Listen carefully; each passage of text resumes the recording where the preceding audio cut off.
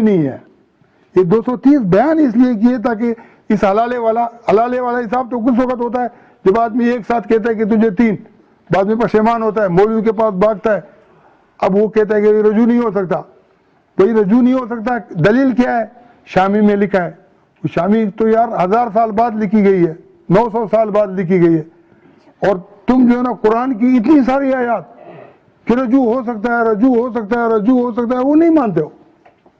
لیکن کیوں مانے گا آدمی؟ جب آدمی کو جو ہے نا یہ حلالوں کی علت پڑ جاتی ہے نا، اس کو پھر جو ہے نا دوسری بات سمجھ میں بھی نہیں آتی ہے. الزانی،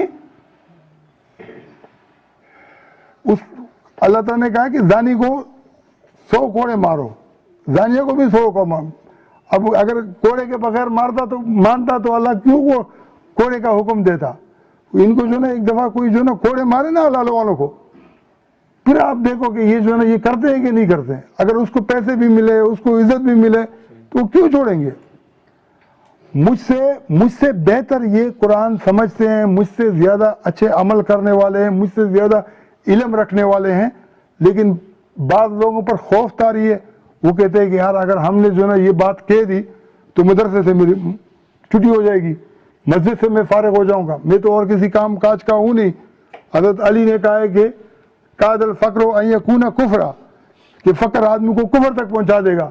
اگر میرے یہاں سے ہاتھ نکل گیا، جہاں میں مفتی بن کے بیٹھا ہوں، جہاں میں امام بن کے بیٹھا ہوں، تو بچوں کا روزگار تو اور کچھ ہے نہیں، یہی ہے. اور اس بنیاد کے اوپر پھر وہ خاموش ہے.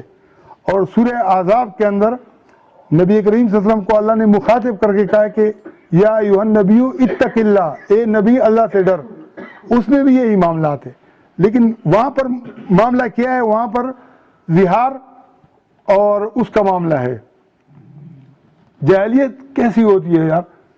ایک آدمی اپنے باپ کی منقوہ سے شادی کرتا ہے، اللہ منع کرتا ہے، بولتا ہے کہ یار جو پہلے ہو چکا ہے بس وہ ہو چکا ہے، اب نہ کرنا.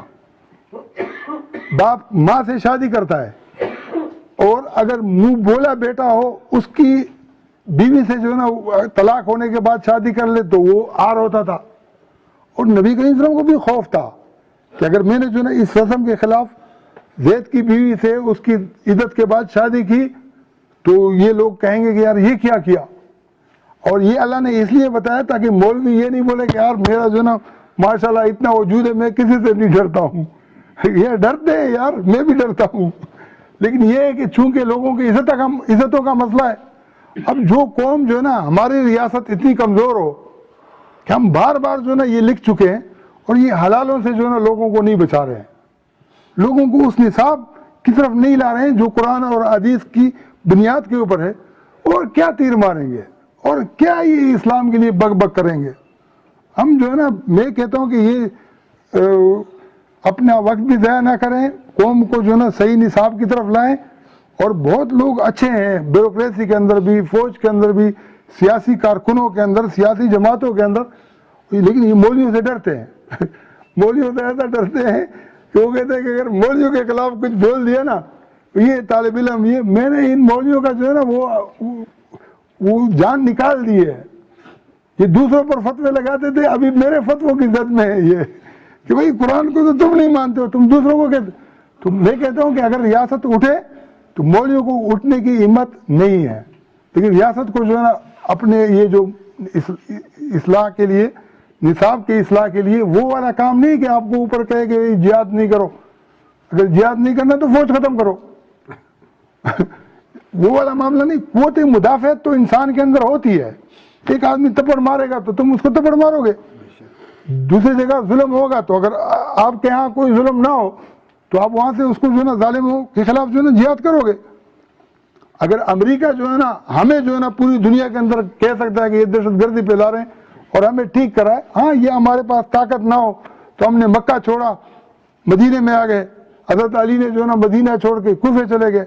یہ کوئی بڑی بات نہیں ہے، لیکن حق بات کی تلقین اور مشکل حالات کے اندر جب ہم کریں گے، اور پھر اگر اس کے مقابلے میں اللہ تعالیٰ آزمائشوں سے مزید بچائے، پھر کوئی آزمائش آئے تو اس میں پھر آدمی صبر، اور صبر کا معنی خالی یہ نہیں ہے کہ آدمی بولے کہ بھائی مجھے صبر ہے، استقامت کے ساتھ اس کے ساتھ پھر کھڑا بھی ہو اور وہ کام پھر کرے. باقی انسان ایسی چیز ہے کہ اللہ تعالیٰ نے اس کو ایک اچھی شکل دی ہے, زبان دی ہے, بات بھی کر سکتا ہے, آنکھیں ہیں, لیکن یہ انسان کھاتا بھی ہے اور ہگتا بھی ہے. اور ہر انسان جو اپنے کپڑے پہنتا ہے اپنے عیوب کو چھپاتا ہے. تو وہ بڑا فوجی افسر بنے, بادشاہ بنے, بڑا سیاستدان بنے, کتنا بھی بڑا بنے, انسانیت سے تو نہیں نکل سکتا ہے نا. وہ انسان ہوگا تو اس کے اندر جو ہے نا یہ کمزوری اس کو ماننے پڑے گی کہ میری پیدائش کا طریقہ بھی بہت کمزوری کا ہے, اور میں کات کی ایک مشین ہوں, میں اچھے سے اچھا جو ہے نا کھاتا ہوں, اور جتنا جو ہے نا اچھا کھاتا ہوں اس کو بدبودار غلاظت کے اندر تبدیل کرتا ہوں. ہمیں تکبر کی تو کوئی ضرورت ہے نہیں, اور نہ اس کی اجازت ہے, اور نہ ہم کر سکتے ہیں کیونکہ ہم بندے ہیں.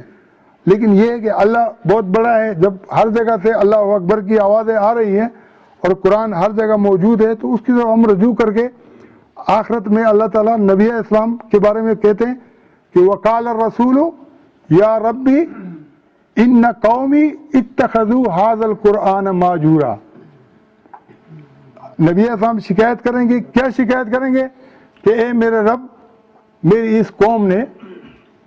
قوم نے اس قرآن کو چھوڑ رکھا تھا. تو اس کی قومیت کے دعوے دار تو سارے ہیں نا, اس قومیت کی بنیاد پر پاکستان بنا ہے. کوئی بھی یہ نہیں کہتا ہے کہ ہم قوم نہیں ہیں. لیکن قرآن کی طرف رجوع سے انشاءاللہ ہماری منزل بھی آسان ہوگی, اور معاشرے کے اندر جو ظالمانہ سسٹم ہے وہ بھی ٹھیک ہوگا. وآخر دعوانا الحمدللہ.